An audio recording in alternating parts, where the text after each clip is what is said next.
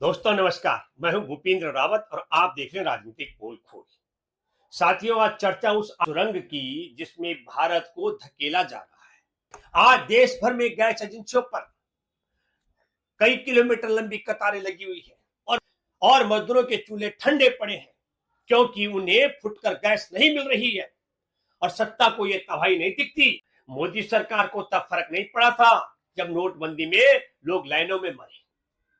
Lockdown में सड़कों पर गाड़ियों से कुचल करके, पुलिस की लाठियों से पीट करके और रेल की पटरियों पर रेल के नीचे कटकर मजदूरों का खून टपका। आज फिर वही मंजर है।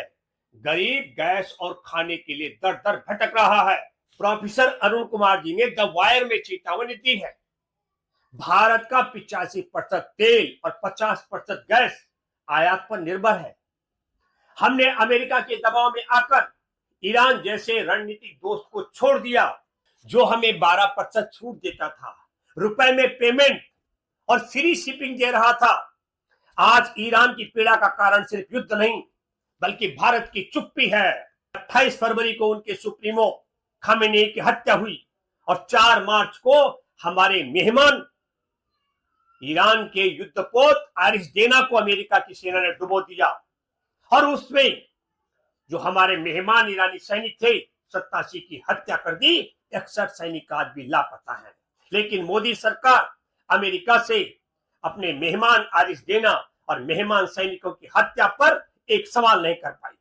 जब नीतियां 13,500 किलोमीटर दूर वाशिंगटन से और 4,000 किलोमीटर दूर इजराइल से तय होंगी तो 1,500 किलोमीटर दूर बैठा दोस्त पराया तो होगा ही।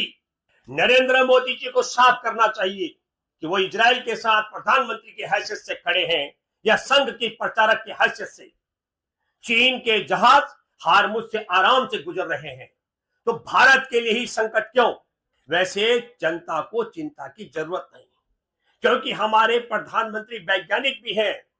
उन्होंने सिखाया था नाले में पाइप डालो और गैस से चाय बना लो। मोदी जी को अब एक आदेश जारी करना चाहिए कि सारे अंधभक्त अब नाले के किनारे जाएं, वहीं पाइप लगाएं और अपनी रोटियां सेकें ताकि देश का सिलेंडर बचे और आम जनता को एजेंसियों से गैस मिल सके। सच तो यह है कि गैस का यह संकट सिर्फ युद्ध का नहीं बल्कि मोदी जी का इजराइल के पाले में खड़े होने का नतीजा है। इसी कड़वे सच पर विश्लेषण के लिए हमारे साथ मशहूर अर्थशास्त्री प्रोफेसर अरुण कुमार जी हैं। प्रोफेसर साहब, आपका स्वागत है। प्रोफेसर अरुण कुमार जी, हार्मुज जल डमरू मध्य में तनाव है। चीन के जहाज वहां से बेखौफ गुजर रहे हैं क्योंकि उनके संबंध संतुलित हैं, लेकिन भारतीय जहाजों को सुरक्षा चुनौतियां मिल रही हैं। क्या हमारी अर्थव्यवस्था हार्मुज से होने वाली 80% तेल आपूर्ति के बाधित होने का झटका झेल पाएगी? कि आप कई सवाल एक साथ पूछ रहे हैं, एक एक करके चले तो अच्छा रहेगा। तो मेरा मानना है कि ये जो चीन के जहाज वहां से आ रहे हैं हॉर्मुज से, है ना, वो तो डिप्लोमेटिक वो है कि आपका ग्लोबल किस तरह के संबंध हैं। तो चीन के संबंध अच्छे हैं ईरान के साथ। ईरान बहुत सारा जो तेज खनिज तेल जो है वो चीन को सप्लाई करता है और चीन ने उसके साथ अच्छे संबंध बना के रखे।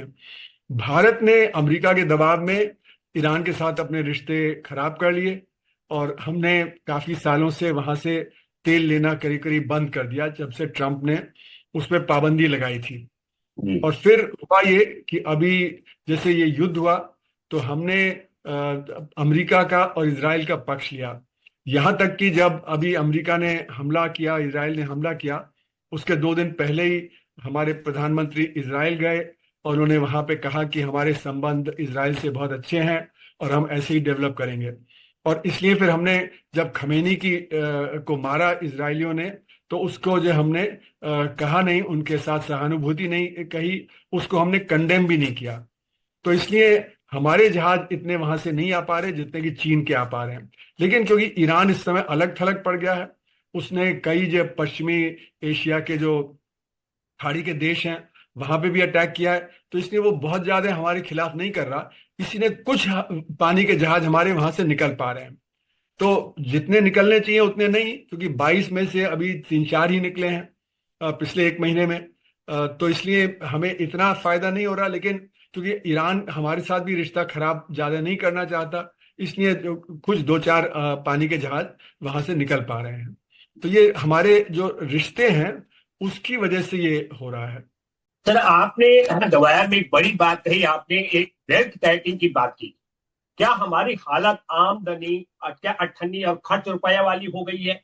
क्या सरकार के पास युद्ध का झटका झेलने का स्टाफ भी नहीं है? कि ये एक सप्लाई का शौक है, यानी कि इसमें हमारी जो कच्चा तेल और गैस, ये दोनों वहां से आते थे, और बड़ी मात्रा में आते थे। तो जब वहां से नहीं आ रहे तो ये एक सप्लाई शॉक है। ये सप्लाई शॉक सरकार जो है नहीं झेल सकती है, हमारा देश भी नहीं झेल सकता। वजह उसकी है कि हमको कोशिश करके और जगह से कच्चा तेल लेना पड़ेगा, गैस लेनी पड़ेगी। और क्योंकि दुनिया में कमी हो गई, क्योंकि वहां से 20% दुनिया का तेल और गैस मिला के निकलता था, तो 20% की भरपाई करना बहुत ही कठिन है एक छोटे समय में। तो ये बात जरूर है कि सऊदी अरेबिया अब कहीं और से जो है तेल वगैरह सप्लाई कर रहा है। रशिया का जो तेल था जिस पे पाबंदी अमेरिका ने लगा दी थी, वो उपलब्ध हो गया है। जो ईरान का तेल अभी जो बाहर निकला हुआ था वो उपलब्ध हो गया है, लेकिन 20% की भरपाई नहीं हो पाएगी। फिर हमारे यहाँ भी अगर आप देखें तो हम कोशिश करके जहाँ पे कच्चे तेल की इस्तेमाल होता था, कुछ दूसरी चीजें हम इस्तेमाल कर सकते हैं। फिर भी हमारी जो शॉर्टेज है हमारे यहाँ, वो पूरी नहीं हो पाएगी। इसलिए सरकार चाहे कुछ भी करे, लेकिन अभी शॉर्ट टर्म में हमारे यहाँ कमी हो गई है और ये दिख रही है। जैसे कि हमारे जो एलपीजी है उसके सिलेंडर उपलब्ध नहीं है, उसकी वजह से हमारे यहाँ होटल्स और रेस्टोरेंट बंद हो रहे हैं। उसकी वजह से लोग अपना घर में खाना नहीं बना पा रहे, और जो गरीब लोग हैं वो पलायन करके शहर से गांव की तरफ जा रहे हैं, और चीज़ों के दाम बढ़ रहे हैं।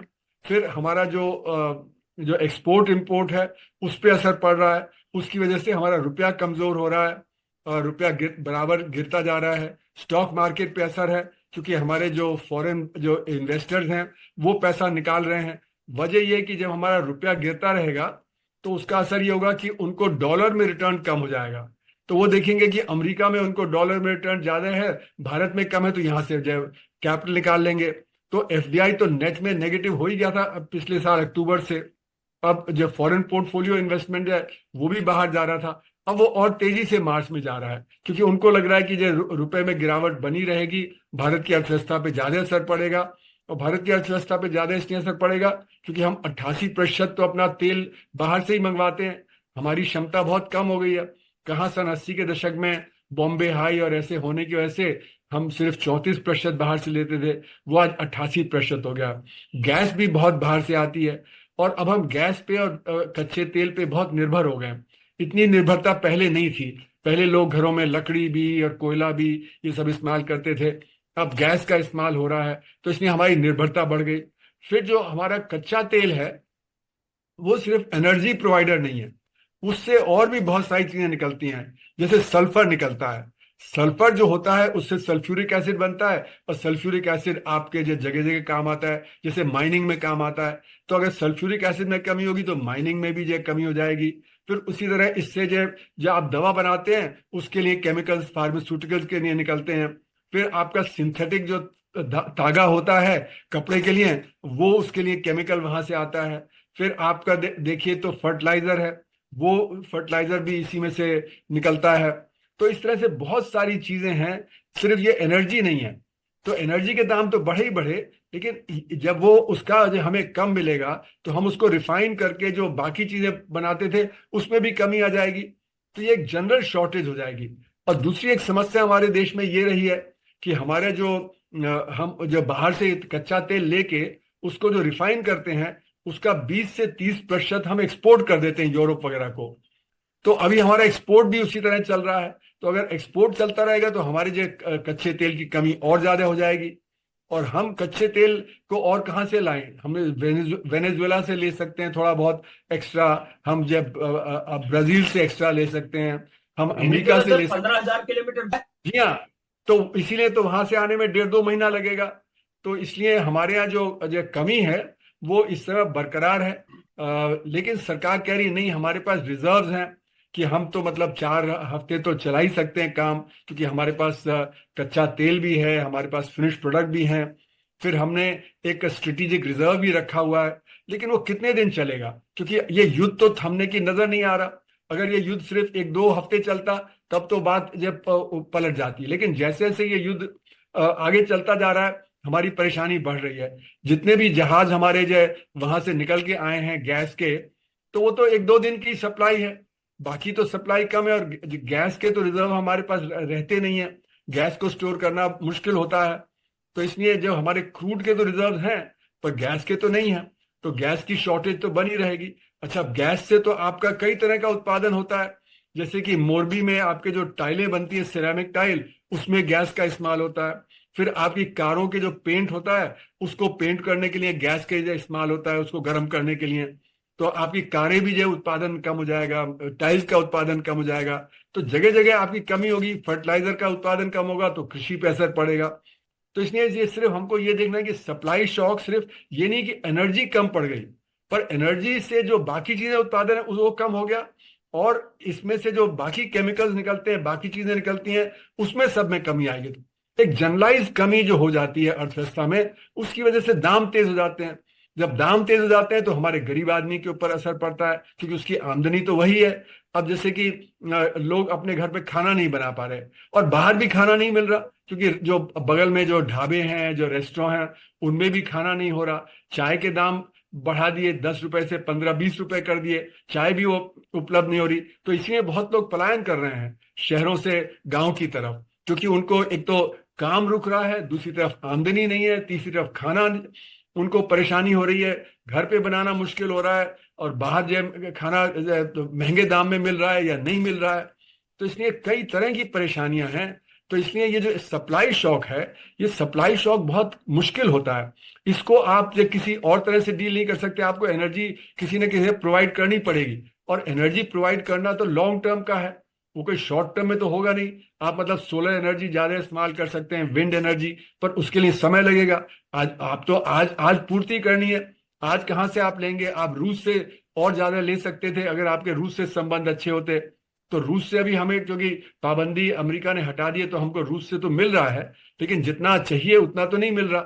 तो इसलिए कमी तो हमारे देश में है ही। ये कमी के चलते हुए जो गरीब आदमी है वो पिस रहा है, किसान है उसको परेशानी हो सकती है कि उसका जो फर्टिलाइजर की जो जरूरत है, वो फर्टिलाइजर की जरूरत पूरी ना कर पाए वो, और इसलिए उसका उत्पादन में कमी आ जाए। तो तरह तरह की परेशानियां एक साथ आ गई हैं पिछले 1 महीने में। जो देखिए, आपने वेनेजुएला का जिक्र किया, तो फिर मैं आपसे सवाल करूंगा कि ईरान 1500 किलोमीटर की दूरी पर लगभग है, और वो 12% छूट पर और भारतीय रुपए में हमको तेल दे रहा था, एक एक महीने बाद पैसे लेता था। तो क्या ये अमेरिका की जी हजूरी हमने जो की है, उससे हमने अपनी ऊर्जा की सुरक्षा की बलि चढ़ा दी? क्या हमारी सबसे बड़ी कूटनीतिक हार नहीं है ये? जी हाँ, ये तो है ही, क्योंकि हम लोग पहले न्यूट्रल होते थे, तो हम इतनी वो अमेरिका जो दबाव डालता था उसमें नहीं झुकते थे। लेकिन जब से ट्रम्प आए हैं, तब से दबाव अमेरिका का सारी दुनिया में बढ़ गया है। वो आप देखें तो उनके जो बड़े नजदीकी थे, जो बड़े स्ट्रेटेजिक थे, जैसे नेटो के है, यूरोप के देश है ना, उन पे भी उन्होंने एक तरफा किया। उन्होंने कहा कि आपका माल आएगा हमारे पास तो हम 15% ड्यूटी लगाएंगे, हमारा माल जो आपके पास जाएगा उस पर हम 0% करेंगे। भारत पे भी 50% ड्यूटी उन्होंने कर दी थी, जापान पे भी उन्होंने 15% और 0%। फिर यूरोप पे और जापान पे दबाव डाला कि आप $500 बिलियन अमेरिका में इन्वेस्ट करेंगे। तो ये तो एक राजा की तरह बर्ताव कर रहे हैं। जिस प्रकार से उन्होंने वेनेजुएला के प्रेसिडेंट को उठा लिया, जिस प्रकार से उन्होंने ईरान के जो खमेनी हैं, जो उनके प्रमुख हैं, उनको जो मार डाला। तो ये तो एक राजा की तरह है कि जो हम चाहें वो हम कर सकते हैं। और इसी तरह अगर आप देखें तो अभी जो उनके सेक्रेटरी हैं, जो मतलब जिनको सेक्रेटरी बोलते हैं ना, जो मार्को रूबियो, जो स्टेट के सेक्रेटरी हैं, है ना, जी। उन्होंने कहा कि कॉलोनाइजेशन तो ठीक ही था, है ना, और हमको तो फिर से मतलब जो उसको जो वेलकम करना चाहिए। तो मानते हैं कि जो सफेद लोग हैं वही रूल कर सकते हैं दुनिया पे, और उनका शासन होना चाहिए, और इसीलिए उन्हें वो कॉलोनाइजेशन को सही मानते हैं, और वो चाहते हैं कि उसी तरह का रहे। तो एक तरह से वो भारत को भी कॉलोनाइज करने का है, और जितना हम झुके उतना वो और हमें झुका रहे हैं। चीन झुका नहीं, तो इसलिए उसको झुका नहीं पा रहे, क्योंकि चीन एक स्ट्रेटेजिक उनके लिए हो गया है। उसी तरह ब्राजील भी नहीं झुका, ब्राजील ने भी जो हिम्मत दिखाई। तो अगर हम भी हिम्मत दिखाते तो हमें इतना नहीं दबा सकते थे। हमको असल में समस्या क्या है, हमारे पास टेक्नोलॉजी की कमी है। इस टेक्नोलॉजी की कमी के चलते हुए हम रूस से भी दब जाते हैं, चीन से भी दब जाते हैं, अमेरिका से भी। तो हमारी जो स्ट्रेटेजिक ऑटोनॉमी है वो खत्म हो जाती है। अब चीन को तो हम एक तरह से दुश्मन मानते हैं, है ना, वो गलवान में घुसा है, वो जगह जगह डोकलाम में घुसा है वगैरह, है ना। लेकिन हम 102 बिलियन डॉलर का उनको फायदा पहुंचाते हैं, क्योंकि हमारा ट्रेड डेफिसिट उनके साथ 102 बिलियन डॉलर का है। हम इतनी परेशानी में हैं कि वो हमको हाई टेक्नोलॉजी आइटम तो देते ही हैं, वो लो टेक्नोलॉजी आइटम भी हमें देते हैं। पतंग का मांझा वहां से आता है, गणेश की मूर्ति आती है, दिवाली की लाइट आती है, पिचकारियां आती हैं, छोटी छोटी चीजें जो हम बना सकते हैं वो भी वहां पे से हमको सस्ती सप्लाई कर देते हैं। और जो हाई टेक्नोलॉजी आइटम है, जैसे कि इलेक्ट्रॉनिक कंपोनेंट्स हैं, ऑटोमोबाइल कंपोनेंट्स हैं, हमारी फैक्ट्रियों की मशीनें हैं, है ना, वो भी वो सप्लाई कर रहे हैं। इसलिए 102 बिलियन डॉलर का हमें मतलब ये नुकसान होता है उनके साथ ट्रेड करने में, क्योंकि उनका उनका जो इतना सरप्लस है। और रूस से हमने हथियार लिए हुए हैं जो हम छोड़ नहीं सकते, जैसे S-400 मिसाइल हो गई, सुखोई एयरक्राफ्ट हो गया, ब्रह्मोस मिसाइल हो गई, जो अभी हमने इस्तेमाल किया जब युद्ध हुआ पाकिस्तान के साथ 3 दिन का। फिर उसी तरह अमेरिका से हथियार ले रहे हैं। तो हम तीनों के बीच में पिस गए हैं। वजह यह कि हमारे पास टेक्नोलॉजी नहीं है। और हम टेक्नोलॉजी में कमजोर क्यों हैं? क्योंकि हम शिक्षा पे ध्यान नहीं देते। शिक्षा और स्वास्थ्य बहुत अहम है। इन दोनों को अगर हम ध्यान देते होते पिछले 60 साल में, तो आज हम भी टेक्नोलॉजी बना सकते थे। सर चीन को देखिए, संसार में सबसे ऊंची मूर्तियां तो हम ही बना रहे हैं ना, कुछ कहीं तो हम आगे हैं। वो मूर्ति भी तो वहां से चीन से ही बन के आई ना, जी वो हमने थोड़ा बनाई, वो तो जी। हमने लगा दी।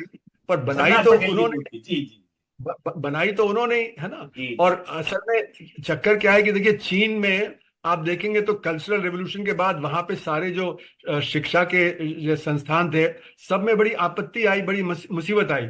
वो उन्होंने अपना को दोबारा सन 76 के बाद उन्होंने डेवलप करना शुरू किया। और आज उनकी जो यूनिवर्सिटीज इतनी आगे बढ़ गई हैं कि टॉप 10 यूनिवर्सिटीज में उनकी 3 यूनिवर्सिटी आ गई हैं। हमारी यूनिवर्सिटी 200वें स्थान पे आती हैं। तो हमने अपने शिक्षा पे ध्यान नहीं दिया, उन्होंने शिक्षा पे और टेक्नोलॉजी पे ध्यान दिया। वो अपने जीडीपी का हम तो 0.7% खर्च करते हैं जीडीपी का। नहीं, हमारे वो यहाँ भी तीन ध्यान, सर हमारे यहाँ भी ध्यान जा रहा है। जेएनयू पे हमला होता है, जामिया पर हमला होता है, अलीगढ़ मुस्लिम यूनिवर्सिटी पर हमला होता है, इलाहाबाद यूनिवर्सिटी के छात्रों को पीटा जाता है। ध्यान तो दिया जा रहा है, लेकिन उल्टी तरीके से। ऐसा कि हम जीडीपी, अपना जो जीडीपी का जो 0.7% खर्च करते हैं R&D पे, वो लोग 3% खर्च करते हैं। और क्योंकि उनकी अर्थव्यवस्था हमसे 5 गुनी बड़ी है, तो हमसे 22 गुना ज्यादा R&D पे खर्च करते हैं। इसीलिए वो दुनिया का मैन्युफैक्चरिंग हब बन गए हैं। अमेरिका 3% करता है, उनकी अर्थव्यवस्था हमसे 20 गुना बड़ी है, तो इसलिए वो 100 गुना हमसे खर्च करता है ज्यादा। तो हम भी अपना R&D पे खर्च करें, शिक्षा पे खर्च करें, स्वास्थ्य पे खर्च करें, इनको आगे बढ़ाएं, तो हमारे यहाँ भी टेक्नोलॉजी डेवलपमेंट हो। हमारे यहाँ जो फ्यूडलिज्म बहुत है, सामंतवाद, हर जगह सामंतवाद है, वो हमारी पॉलिटिकल पार्टीज में भी है, हमारे शिक्षा के संस्थानों में भी है। तो इसलिए हमारा जो R&D का कल्चर नहीं क्रिएट होता, यहाँ पे क्वेश्चनिंग नहीं अलाउड होती, है ना। क्वेश्चनिंग के बिना R&D कैसे होगी? और सवाल जवाब करना ये सरकार नहीं चाहती कि कोई उनसे सवाल पूछे। तो एक एक माहौल ऐसा बन गया है जिसमें R&D हमारे यहाँ बहुत कमजोर हो गई है। ना तो हम पैसा खर्च कर रहे हैं, ना जो हमारे पास R&D का जो वो एनवायरनमेंट होना चाहिए, है ना, जिसमें R&D डेवलप करे, ना वो है। तो इसलिए हम लॉन्ग टर्म में अगर आप देखें, तो हम पिछले 50-60 साल से एक तरह से दबते चले जा रहे हैं। और अभी तो हालत ट्रंप के आने के बाद तो और ज्यादा बिगड़ गई है, क्योंकि हम उनको कंसेशन देते जा रहे हैं और वो हमसे और जो है दबाव डालते जा रहे हैं। तो ये समस्या है। सर ये तो देखिए, जो आपने जिक्र किया, उनका एक मंत्री 13,500 किलोमीटर दूर है अमेरिका, वहां मात्र 34 करोड़ की आबादी है। हमने हमने रायसीना डायलॉग जो किया, उसमें क्या हुआ, उनका एक मंत्री आके कहता है मैं तुमको चीन की तरह तरक्की नहीं करने दूंगा। हमारे देश के प्रधानमंत्री ने उद्घाटन किया था, दुनिया के 110 देशों के प्रतिनिधि 2700 लोगों के मौजूदगी में अमेरिका ने साफ चेतावनी दी है, भारत को चीन की तरह उन्नति नहीं करने देंगे। और हमारा 150 करोड़ रुपए खर्च हुआ। तो ये इतना जो डर है, ये जो भय है, इतनी गुलामी, कभी कभी लगता है कि देश आजाद और सरकार गुलाम है, या सरकार ने देश भी गुलाम बना दिया अमेरिका का। उन 5 राज्यों में चुनाव के समय हो सकता है वोटिंग के दिन दिल्ली की महिलाओं को 2,500 रुपए की किस्त देना शुरू करेंगे मोदी जी, ताकि वोटर्स को प्रभावित किया जा सके। वो सब तो आप देख ही रहे हैं, पिछले सालों में वो बढ़ता जा रहा है। और उसकी वजह यह है कि आम जनता का विश्वास आज हमारे जो नेताओं पे नहीं है।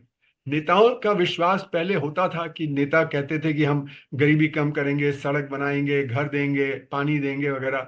अब 70-75 साल हो गए हमें आजादी को, और अभी तक लोगों के पास वो सब नई सुविधाएं मुहैया हुई। तो अब वो कहते हैं कि आज आप क्या हमारे को दोगे, आपका लॉन्ग टर्म जो आप प्रॉमिस करते हो उस पर हमारा विश्वास नहीं है। तो इसलिए सारी पार्टीज कॉम्पिटिटिवली, कोई अगर 1,000 देता है तो दूसरा 1,500 कर देता है, वो 1,500 करता है तो दूसरा 2,000 बोल देता है। इससे आपका डेवलपमेंट नहीं होगा। इससे आपको जरूर जो गरीब आदमी है उसको सहायता उस समय मिलेगी, लेकिन जो डेवलपमेंट होना चाहिए वो डेवलपमेंट उससे नहीं होगा। और अगर डेवलपमेंट नहीं होगा तो ये स्थिति बनी रहेगी, और आपके जो संसाधन है वो फिर कम पड़ जाएंगे डेवलपमेंट के लिए। अब जैसे बहुत सारे प्रांत हैं, वहां पे जो सरकारों की जो तनख्वाहें, जो मुलाजिम है उनकी तनख्वाह देने में परेशानी हो रही है। कई जगह जैसे महाराष्ट्र में उन्होंने प्रॉमिस किया था कि हम ये करेंगे, लेकिन वो प्रॉमिस डिलीवर नहीं कर पा रहे। दिल्ली में प्रॉमिस किया था, वो दिल्ली में प्रॉमिस नहीं डिलीवर कर पा रहे। तो इसलिए हमारे जो प्रांत हैं, जो राज्य हैं, उनमें परेशानियां बढ़ती चली जा रही हैं, क्योंकि आज जनता का विश्वास ही उठ गया है जो हमारे नेता लोग हैं। तो इसलिए सब ब्राइब करने में लगे हुए हैं। ये हमारी एक परेशानी कि हम ग्लोबल जो सिचुएशन है उसमें तो हारते जा रहे हैं, उसमें हम पिछड़ते जा रहे हैं, और यहाँ पे हम ये सब करते जा रहे हैं। तो हमारा ध्यान इन सब चीजों पे आ गया है, ना कि ये कि देश को आगे 50 साल में हम कैसे करें।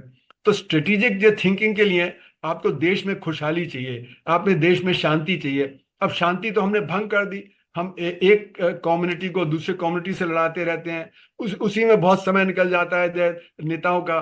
फिर जिस तरह से हमारे जो पार्लियामेंट में डिबेट होता है वो कोई सही ढंग से डिबेट ही नहीं हो पाता है, पब्लिक को पता ही नहीं लगता है, तो पब्लिक का विश्वास और कम हो जाता है। तो ये जो हमारा जो डेवलपमेंट नहीं हुआ पिछले 60-70 सालों में नीचे के तबके का, और जिसको हमने एक्सप्लॉइट किया, उसकी वजह से हमारी आज इकोनॉमिक, पॉलिटिकल और सोशल तीनों तरह की समस्याएं हमारे देश में आ गई हैं। इसके गरीबों की जो पहले से ही बेल्ट इतनी टाइट है कि आखिरी छेद में कसी हुई है, अब उनकी बेल्ट और कितनी टाइट की जाएगी। मैं ये 3 चीजें आप देखिए, हमारे देश में नोटबंदी होती है, सबसे गरीब लोगों को कतार में लग करके बैंक को कतार में जान गंवानी पड़ती है।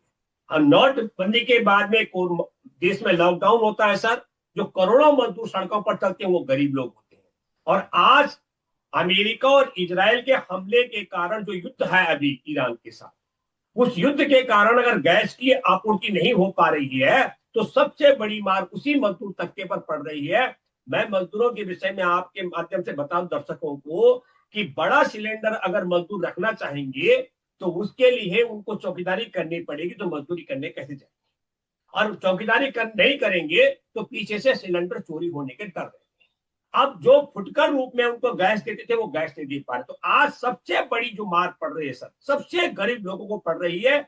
उनके पास 1-2 किलो गैस जो भरवाते थे वो नसीब नहीं हो रही है। और दूसरी बात, जिन होटल फुटपाथ पर रेड़ी पटरी घूमते पर वो खाना खाते थे वो सब बंद हो चुके हैं। तो ये जो भी नीति सरकार बनाती है, आखिरकार इसका सारा सबसे बड़ी मार सर गरीब तबके पर पड़ती है। ये एक बड़ा मामला है। तो और देखिए, ये तो शुरू से ही होता आ रहा है कि हमारी जो नीतियां रही हैं आजादी के बाद, वो ट्रिकल डाउन की नीति रही है, कि मतलब ऊपर ऊपर डेवलपमेंट होगा, उससे रिस्क थोड़ा बहुत नीचे चला जाएगा। इसीलिए हमारे यहाँ गरीबी बनी हुई है, इसीलिए हमारे यहाँ अज्ञानता बनी हुई है, लोगों की शिक्षा बहुत कमजोर है, उनका स्वास्थ्य बहुत कमजोर है, तरह तरह की आम आदमी को परेशानी है ना। इसीलिए तो आम आदमी का विश्वास हमारे जो लीडर्स हैं, नेता हैं, उनसे उठ गया है। अब वो कहते हैं कि या तो आज आप हमें कुछ दो, और नहीं तो हम आपकी बात पे विश्वास नहीं करते, आपको वोट नहीं करेंगे। तो ये बात तो बिल्कुल सही है कि हमारे जो आम आदमी है, जिसको मैं बोलता हूँ जो असंगठित क्षेत्र में काम करता है, वो पिस रहा है। वो गरीब भी है और उसको बेरोजगारी भी है, क्योंकि जब बेरोजगारी होगी तो आमदनी नहीं होगी, आमदनी नहीं होगी तो गरीबी रहेगी। तो इसलिए ये परेशानी जो है वो तो, क्योंकि हमारा जो बिजनेस क्लास है वो नहीं चाहता कि जो हमारे यहाँ पूरा रोजगार हो, क्योंकि उसको फायदा पहुंचता है जब वो जो सस्ते दाम पे एक लेबरर को लेता है, वर्कर को सस्ते दाम पे ले लेता है। जब बेरोजगारी होती है तो लोग झक मार के कम कम पैसे पे काम कर लेते हैं। हमारा जो अपर मिडिल क्लास है वो भी चाहता है कि जो सस्ती जो दर पे जो लेबर मिले, जिससे कि वो अपने घर में नौकर चाकर रख पाए। है ना। नहीं तो अगर आप देखें तो अमेरिका में जहाँ पे कि एक प्रोफेसर को हमसे जो 10 गुना ज्यादा तनख्वाह मिलेगी, लेकिन वो एक सर्वर नहीं रख पाएगा। लेकिन हमारे यहाँ जो प्रोफेसर होगा, उसके घर में काम करने वाले होंगे, उसका ड्राइवर होगा, उसका एक जो मतलब बाग बगीचा देखने वाला एक माली होगा। तो इसलिए क्योंकि हमारे यहाँ तनख्वाहें बहुत कम है, और तनख्वाहें बहुत कम इसलिए है क्योंकि हमारे यहाँ बेरोजगारी है और गरीबी है। तो ये एक तबका है जो चाहता है कि बेरोजगारी इस तरह बनी रहे, जिससे कि उनको सस्ता लेबर मिले। तो इसलिए उनको उसकी परवाह नहीं है। इसलिए हमने देखा पैंडेमिक के दौरान लोगों को पलायन करना पड़ा शहर से गांव, क्योंकि उन्होंने कहा कि हमारे पास तो कोई बचत ही नहीं होती, जितना हम कमाते हैं खर्च हो जाता है। मैं अभी देख रहा हूँ कि मेरा जो मालिश करने वाला था, वो परिवार में 5 लोग हैं, उसको गैस का सिलेंडर नहीं मिला, और बाहर खाना नहीं मिल रहा उसको, क्योंकि जब बाहर जो वो जो ढाबा है वो बंद हो गया।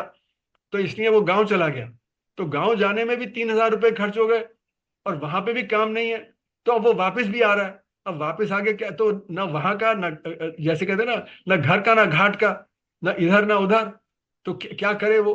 तो वो तो गरीबी की रेखा के नीचे चला गया है, क्योंकि वो उसको काम वहां मिल नहीं रहा। और वहां पे जो ये जो वीबी जी राम जी बिल अब नया आया है, उसके चलते हुए वहां पे कंफ्यूजन है।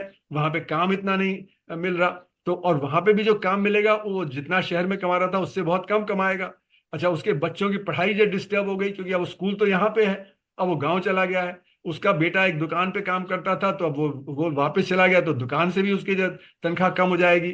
तो इसलिए परेशानी तो हमारे गरीबों को बहुत है, क्योंकि उनके पास कोई बचत तो होती नहीं है, जिससे कि वो अपना जो जब परेशानी का माहौल हो तो उसमें अपने को लिए कुछ सुविधा कर पाए। जैसे middle class, upper middle class होता है, उसके पास बचत होती है, तो जब परेशानी होती है फिर भी वो अपना काम चला लेता है। लेकिन गरीब आदमी के पास तो कुछ भी बचत नहीं है। फिर काला बाजारी हमारे यहाँ होती है।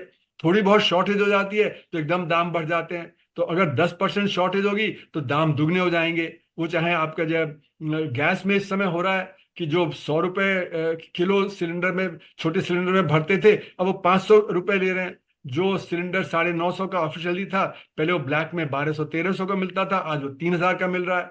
तो गरीब आदमी को तो वो सब परेशानियां हैं ही। तो इसलिए मेरा मानना है कि हमारे देश में कभी भी हमने असंगठित क्षेत्र की चिंता नहीं की। हमने कभी उसको फायदा, हम जो भी फायदा देते हैं वो संगठित क्षेत्र को फायदा देते हैं।